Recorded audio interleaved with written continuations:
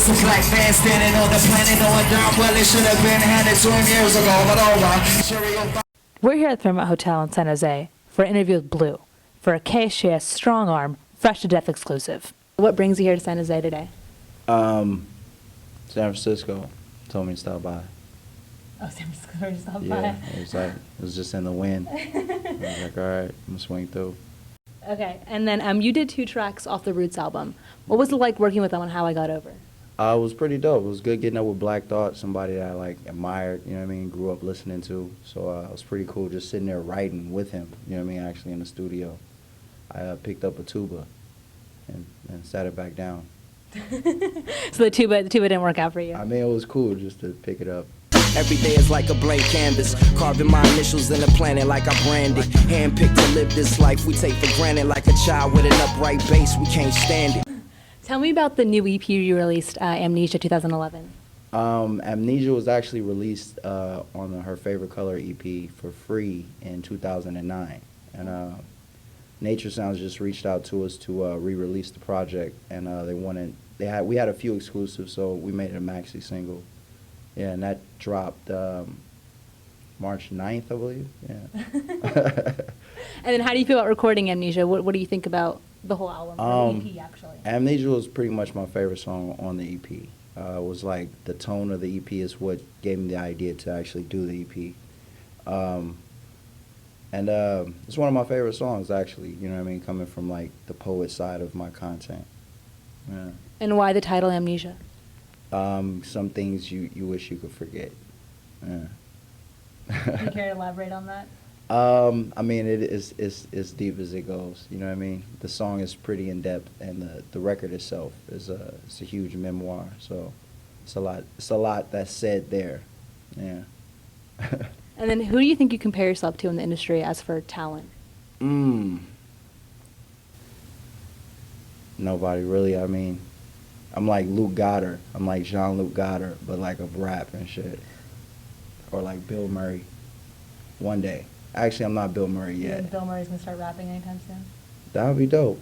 That would be dope as hell. Coffee and cigarette, like mixtape. Yeah, I'll give him some loops.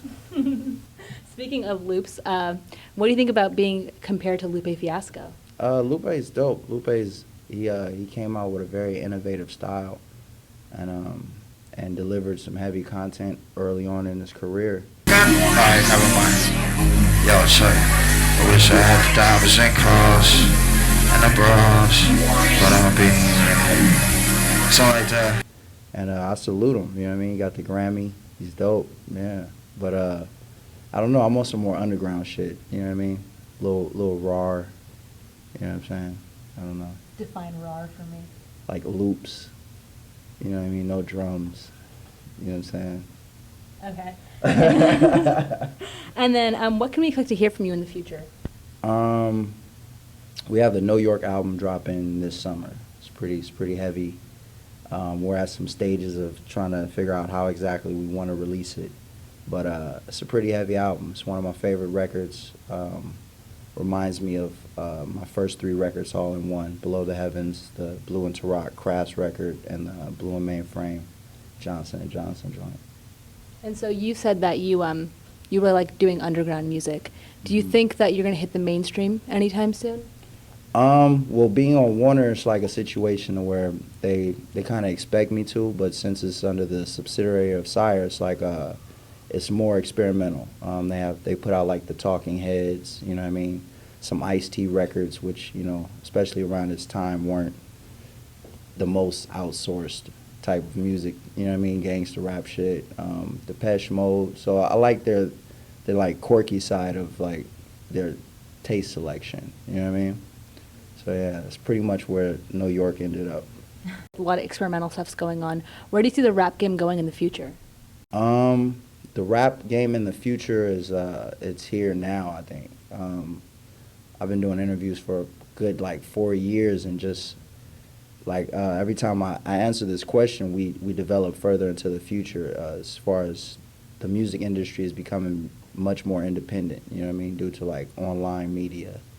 And it's there, it's at our fingertips now, and it's like only a matter of time before it's bigger than it is the music industry, you know what I'm saying?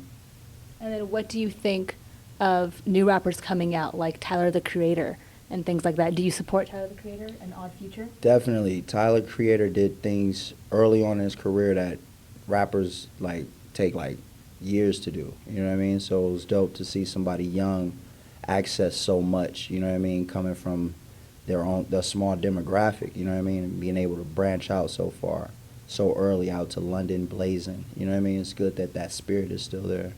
And then who do you want to work with in the future? MIA. I know you look a little like her. No. But MIA, Primo. I like to work with Primo. And yeah, it's a bunch of people though. Yeah. What about as for male rappers? Would you want to collab with anyone that you haven't collabed with before? Nas. I like to do some stuff with Nas. Oh yeah? Yeah. Word. That's what's up. Yeah. That and the Wu-Tang Clan. Oh yeah, the Wu-Tang. Pick up. I got U-God on the new album. I was about to get a Wu-Tang tattoo. Oh really? Yeah. How many tattoos do you have?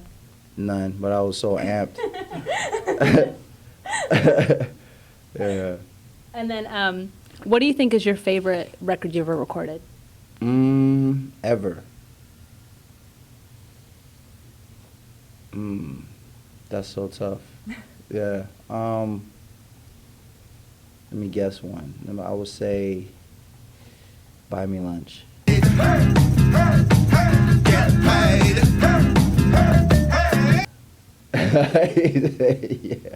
Word up. Buy Me Lunch, yeah. Why that one?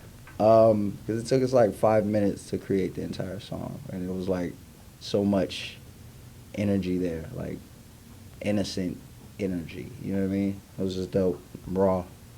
Don't be gay. What is one thing you would like to see happen in your rap career that hasn't happened yet? I would like to get on the road with a band for a while. Yeah, I think that's when we get there, it's gonna be pretty crucial. Like you're talking about like the Roots, like how they work? Pretty much, yeah. I've been working with a band for a while. It's just a meaning of finding the right music we want the band to be like putting out on the road and just smashing. Like we do a lot of the new material. People want us to do the old stuff. So it's like it's finding the medium, basically. What kind of band? As in what instruments would be used in it? Well, we had a band this last summer. It was like two different bands. We had a traditional band, bass, lead, Fender Rhodes, drums.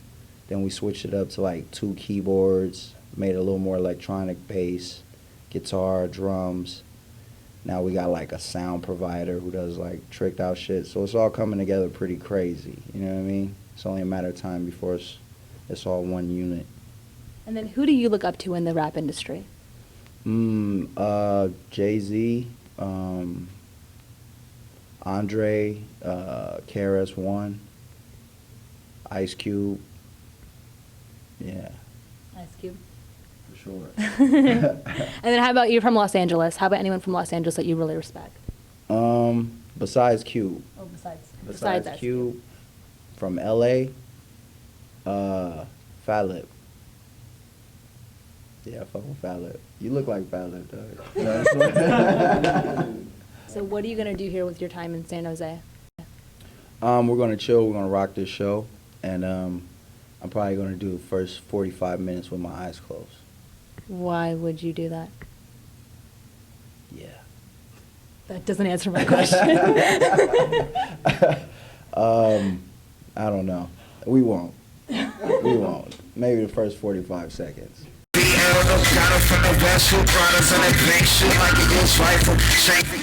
Okay. Is that a technique you use for performing? That's the technique I use to record my ad-libs. To close your eyes? Yeah. Why? Because you can see. But you can't. But you can't, yeah. Pretty much. This is blue, shit is true, pyramid, period. Big up KSJS, San Jose in the building and shit.